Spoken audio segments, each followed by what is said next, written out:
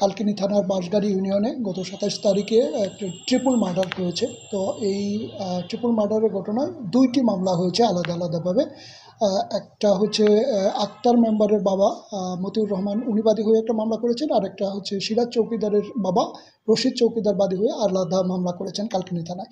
এই ২টা মামলাতেই রশিদ চৌকিদার যে মামলাটি করেছেন সেটাতে আসামি হচ্ছে ৩৪ জন এজাহারনামীয়, এবং মতিউর রহমান যেই মামলাটি করেছেন সেটাতে ৬৫ জন এজাহারনামীয় আসামি। এই দুটো মামলাতেই এজাহারনামীয় ১ নম্বর আসামি হচ্ছে মুস্তাফিজুর রহমান সুমন, আর ২ নম্বর আসামি হচ্ছে তার ভাই মশিউর রহমান রাজন, দুইটা মামলাতেই।